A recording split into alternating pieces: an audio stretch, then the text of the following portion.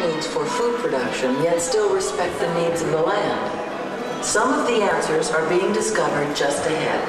Hello again, everyone. My name is Becky, and I'm your tour guide this morning. Now, I'm going to be taking you through one of the most innovative areas in all of Epcot. Now, here in our living laboratories, our scientists from Epcot, NASA, the Department of Agriculture, and Nestle are exploring innovative and sustainable methods of food production. Now, as part of that effort, they're looking at traditional plants from around the world and finding out that many of the crops that were once overlooked can now play an important role in feeding a hungry planet. Now, as part of our Salute to International Crops, I'll be pointing out some of these plants as we go through our greenhouses. To your left is a jackfruit. It's indigenous to India, and the fruit goes between 30 to 40 pounds each. And now coming up on the terraces to your right, we grow rice. Now, rice is an essential food for half of the world's population. The rice, once being thought of as an Asian food, can now adapt itself to growing in many different types of climates and environment. It can even grow in very hot and dry areas, unlike the humid subtropics where it originally came from. And speaking of adapting, the horned cucumber is a perfect example of how a crop can adapt to its environment. It comes from Africa. The horns act as a natural defense against foraging animals. Now, the cassava plant is very much like the potatoes and is native to Latin America, but now it's a staple food source for millions of people throughout Africa. The shavings from the unripened fruit of the green papaya creates papain, a meat tenderizer. And the banana plant only bears one hand of fruit during its entire lifetime. After that, we cut them down because they'll never bear fruit again. Now, when I mention fish, you probably don't think of fish farming.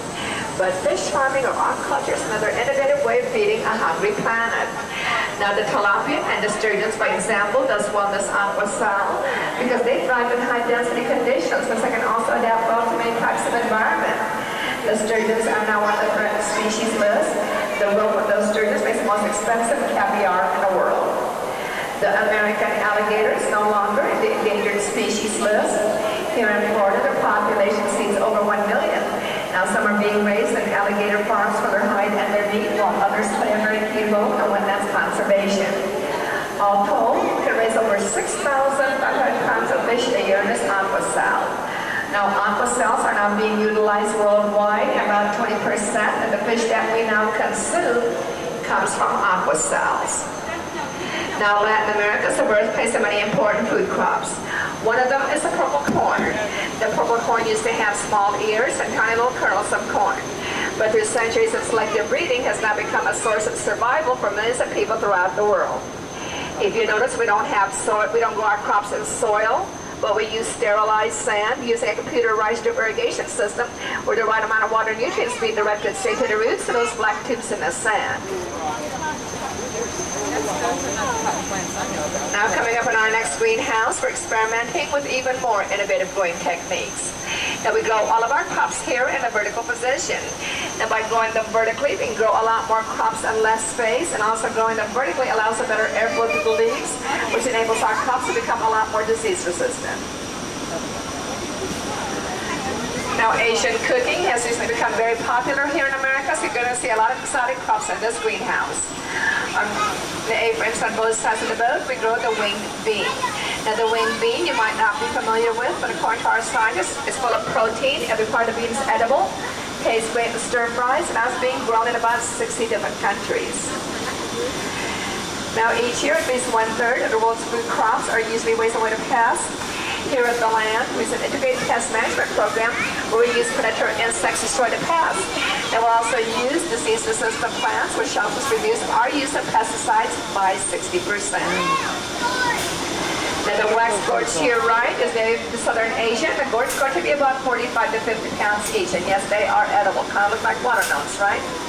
But they're totally white on the inside, and they use them for soups. Now, as we learn how plants thrive and grow, we get that much closer to true sustainability. This last greenhouse is dedicated to our true cutting edge of technology and research to help us reach that goal. The A-frames on both sides of the boat, we grow 700 heads of lettuce. If you glue them in the ground in the same space, we'll produce 100. The column pots rotating around surface water from the top down can hold up to 36 plants each.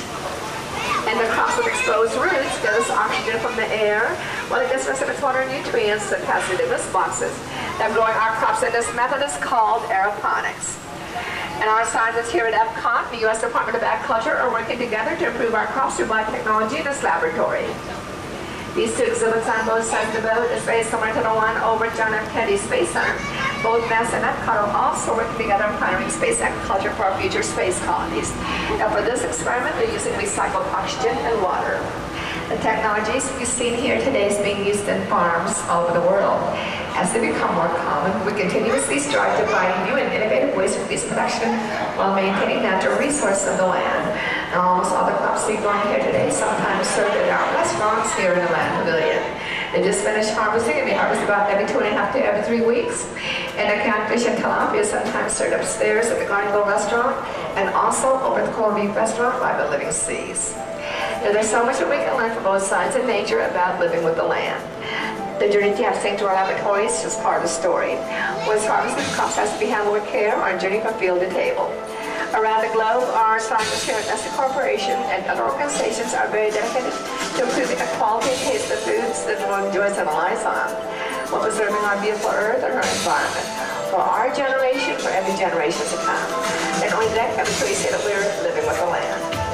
Ladies and gentlemen, boys and girls, I'd like to remind you again, please remain fully seated, keep your hands and feet completely inside the boat until we come to the final stop is beyond the spinal railings. I'd like to remind all of you, the Flower and Garden Show is now in full bloom here. Just make believe you're a tiny little seed, a tiny little seed that's reaching up to meet your need with the right amount of faith and the right amount of earth. You'll grow to see the sunshine on your day of birth. Let's listen to the land we all love. Nature's plan will shine above. Listen to the land, listen to the land. Let's listen to the land we all love. Nature's plan will shine above. Listen to the land, listen to the land. When springtime comes, how can you tell? The air is always filled with orange blossom smell. Come summertime, the warmest sun shines, and the world is full of flowers and good melon rinds. Let's listen to the land we all love. Nature's plan will shine above. Listen to the land, listen to the land. Let's listen to the land we all love. Nature's plan will shine above. Listen to the land, listen to the land. When autumn falls, it's a harvest show, with north winds blowing all the seeds that it must sow. Come winter time, the rain must fall, till once again the new year and the springtime call. Let's listen to the land we all love.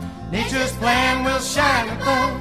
Listen to the land, listen to the land. Let's listen to the land we all love. Nature's plan will shine above. Listen to the land, listen to the land. The seasons come and the seasons go. Nature knows everything that it must know. The earth and man can be good friends. Let's listen so our harvest time will never end. Let's listen to the land we all love. Nature's plan will shine above. Listen to the land.